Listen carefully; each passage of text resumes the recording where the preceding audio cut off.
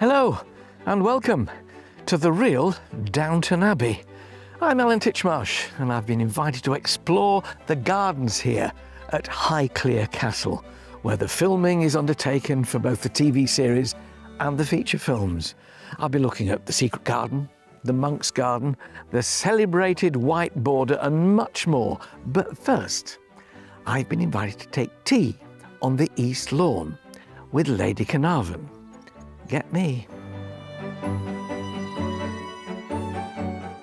You and I might know this as the home of the Earl and Countess of Grantham, but it is in reality the home of the Earl and Countess of Carnarvon, whom over the years I've got to know a bit, and Fiona Carnarvon is a mad keen gardener and also a rather good friend.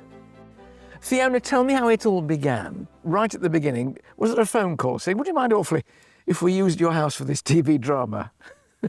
Well, I wish it were that simple, but not really. The thing is, in fact, it began in a much better way because Julie and Emma Fellows were friends. So they came and sat, had tea, sat in our dining room, dined, stayed the weekend, conversed, drank wine. That's why I think there's a lot of drinking at Downton Abbey, by the way. Julian said that he wrote Downton with Highclere in mind. One of the largest lived-in homes in this country. You can explore the geography of it quite simply on camera. And having come here as the first house on their recce, they couldn't believe they'd found the right one.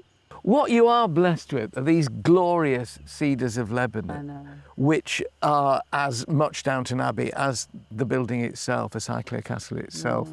And they're a great asset, presumably, because, as you say, I mean, they're evergreen, so they look like that all the year round. That's quite handy, I would have thought. I think it was really handy for Downton Abbey because they could reshoot a scene if they were walking outside, 3 months later if they weren't quite happy with it. How important are the gardens in the filming of Downton? Do they feature a lot? The gardens do feature quite a bit, but often they're pretending they're the Dower House gardens of Maggie Smith. So you're not actually in the Dower House, you're here. And some of the other scenes around the fields were actually shot here, and they pretend they're not shot here. So that's the magic of the movies. Did you do anything in the garden specifically for filming that's remained? I mean, things that wouldn't have been here had you not been filming Downton here? No, George and I started work in the gardens from 2003-04 because the gardens had all but disappeared in World War I and World War II. So they were quite small, and I'd read that 80% of National Trust income comes from the gardens. So I thought, we'd better have some gardens. And the teas. Tea and well, cake. And the tea. Well, we're quite good at that, but we thought we'd have the gardens. I'm just glad to sit on the lawn and drink out of Maggie Smith's cups. Thank you. Oh, well, we've even got the Labradors. So, I mean, it seems to me quite difficult whenever I come here to separate Downton Abbey from Highclere Castle. The two are so intertwined now, even to the livestock and the dogs, I mean, really. I know, but isn't that fun? It is fun. It gives it that much more heart, I think, really, doesn't it? Well, I think it's about heart and time out and about... It's quite emotional coming here for many people, and that matters. And, we just want to make people happy when they come. It works for me. Oh, good. Well, I'm going to have another sip of tea, and there's a sandwich here which I can't resist. And then might we have a look round the gardens? Oh, that would be lovely. Thank you.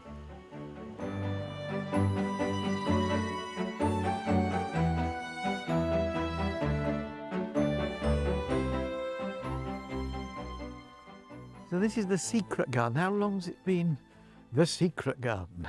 Since the 1960s. It was designed by Jim Russell, most of whose work was at Castle Howard. Yeah. But it's a unique secret garden because it's not inside the wall garden, is it? It's outside, which is quite Highclere, really. And it's got this wonderful snaking serpentine grass path going wonderful. And really deep borders, shrubs and perennials. So classic mixed borders then, really. It is. It's the most intensive part, obviously, of our gardening work here. And it's where Emmeline and her team spend quite a lot of time. And then we're also lifting it up with annuals every year so that there's a long flowering period for visitors. Do you know, I haven't seen this rose for years and years and years. This, unless I'm mistaken, this is pink Grutendorst, isn't it? Yeah. And it has these wonderfully frilly flowers. They look to me always like little carnations because they're fimbriated. They've got these frilly edges to the leaves and really good, thick, disease-resistant leaves. Well, it's still very happy. I just think it's like masses of pink confetti. You're obviously very keen too on salvias, the Love them. perennial ones. Some of them slightly tender, some of them more hardy, but they're so useful because they just flower and flower and flower.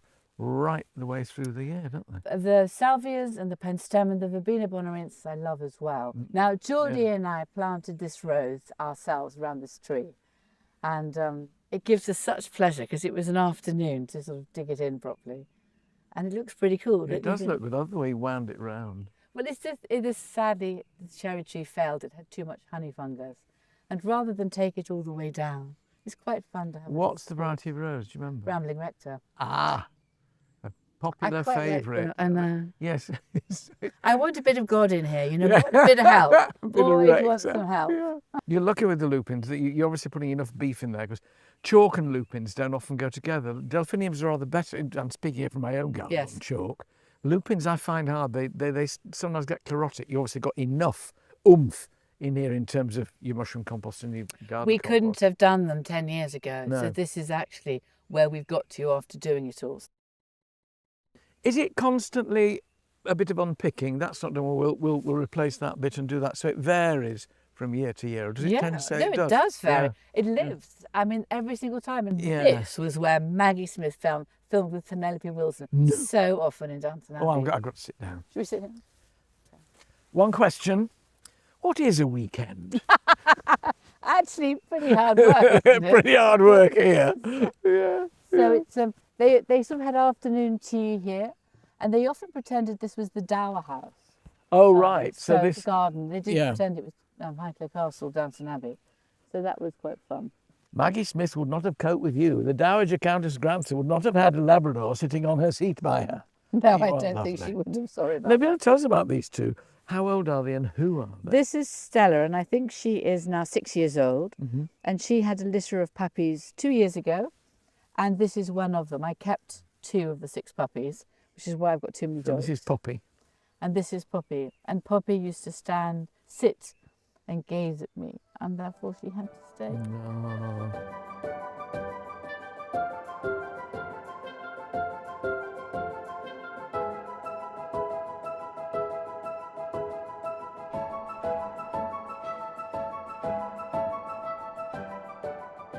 No, I didn't for 1 minute imagine that you did all the gardening yourself.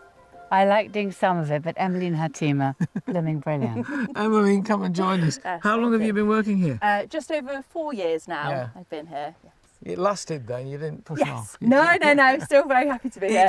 The variety here is superb. Yeah, absolutely. And we're a reasonably small team. We all work together and there's always something to do. So. Oh, particularly in this border. I mean, this is an amazing border. Absolutely. I think it's a real showstopper at the moment. It's a real focal point of the walled garden. It's perfect positioning for, getting lots of lovely sunlight and a lot of heat in it as well. So we do really try and fill it because it's got to have that sort of wow factor. And you've got a mix. You've got delphiniums coming out at the moment. I We see do. Dahlias on the way, bedding as well, with antirrhinums. Yes, behind yeah. you. So we've just put in our antirrhinums. We've got our biddens and a little dash of alyssum running through just to give a little bit of pop of white to really highlight the bright sort of orangey colours we've got in here. So it's lovely to see a border which isn't, if you like, over worried about tone and tastefulness. It's just a good. Thank you. I'm not saying that- it's tasteless, not at all. But it's just joyful because it's got lots of colours in it and they work well together. Absolutely, and it's getting that sort of contrast of colours, and in such a big space, I almost feel like you can stick to a theme like we've got in the white border, but with a space like this, if it was all very sort of subtle tones and pinks and things, it would be very pretty, but It's not not. with the same. It gets pop. too You restrained like a bit then. of wow, don't you, as well? I'm getting too old now, you see. I think you go for it, I darling. certainly Go for wouldn't it. say that. But a lot of people won't have yellow. A lot of people won't have pink. And you think, for goodness sake, they're two of the most joyous colours in the garden. They lift your spirits, Yeah. both of them, don't they? Yellow's the colour of sunshine. And Yes. who isn't happy in a sunny garden? So Right. why not bring that into the border? Talking about being happy in the garden, we'll let you get on with your water. Thank you. Thank you very Looking much. down here, Fiona, these astonishing yew arches. Now, you call it the monk's garden. It was originally a garden occupied by monks. It's obviously, the wally over there, pretty old. But where do these come from? What's their origin? Well, it was Monk's Garden, auctioned in Highbury for some 800 years, when the bishops of Winchester owned it. And then later on, at the end of the 18th century, it then became a garden of leisure for you and I to wander through. And the second Earl of Carnarvon took out the orchard because he'd built himself a new orchard with Capability Brown, and he then lined it with the yew trees. And he said in his diaries he was creating an Italian-style garden.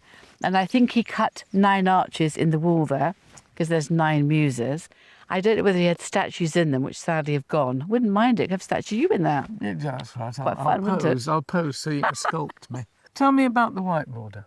Oh, that was started by my parents-in-law. Well, who doesn't love the white gardens at Sittinghurst? I mean, I have wandered around them so much. So to have a little white garden here is entirely magical. This is a really personal garden in some ways. It's also a garden of a husband and wife. That's become evident right through our conversations, is that you garden together, not always together in the same border at the same time, but you each know what the other's doing. You have your likes and dislikes, and it seems to me there's a great ability between the two of you to compromise and to let each other enjoy what you enjoy. Yes, I always tell him it's a happy wife, happy life, so that's his compromise. So it's quite... You have a rose arbour too. I do. There was no rose garden here, so I thought, oh my God, how can I live without a rose arbour? And because I and my sisters lost our parents very young, it's planting a garden for them is just so healing and wonderful. So I decided I'd do a rose arbour in memory of our mother. So with usually bits of string and local people making the arches. Golly, it started off as a mess, but I learned a lot from it. And then I decided to have a theme of the pink and the red and the white and the deepest red roses all round it. They're all named for books like Emily Bronte. My mother loved the Bronte sisters, Jane Austen, Thomas Hardy. So that is the theme for all the roses. A literary rose arbour. It's a literary rose arbour. I think I need to do something for my dad in the middle, but haven't done that. But for I and my sisters, it's a beautiful place. And I think for everyone who comes there, we've all lost people. It's just a way of remembering and saying thank you for all the pleasure and the good times they gave us, and sitting in peace and the scents and the colours. They're nearly there, but not quite.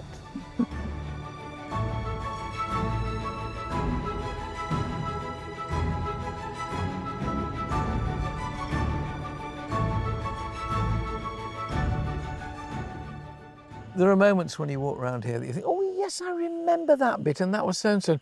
Well, sort of this is Lady Mary's bench. Isn't that amazing? She's not here today, but she was here. There's pictures of her sitting on here. Well, there are so many. There was also Princess Mary with, I think, Branson in the first film. Oh, was that here as well? Yes, they cried. She cried here. She did, I remember that little Crying scene. or kissing, it all happened here. on this bench.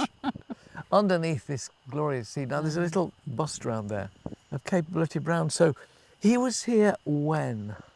Capability Brown was here in 1771. And we've got an extraordinary sketch plan of the proposed parkland at that time, which then was implemented over the next 10, 15 years. There are lovely stories from lots and lots of stately homes that you go to. I remember in Bowood in Wiltshire, the Marquis of Lansdowne's property, he came there, and there's a letter in the muniment room from the Marchioness of Lansdowne writing to one of her friends while Brown's work's going on. She said, 7 years of mud, will it ever end? But actually, the job he did here, give him his credit. I love Brown's work. And it's very strongly Brownian here. So you've got these 2 fields that he opened up to this side and that side.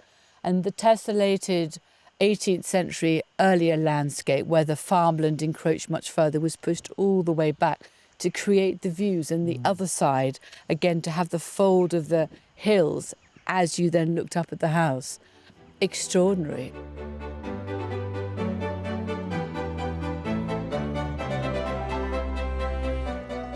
Highclere has witnessed centuries of change, including 2 world wars. But today, these gardens are more than just a series of attractive views and pretty flowers. They're a living connection with the stories and the people who shaped them. Perhaps we can best honour gardens like this by ensuring that future generations are also able to walk and to tend these glorious landscapes. Farewell, Downton Abbey.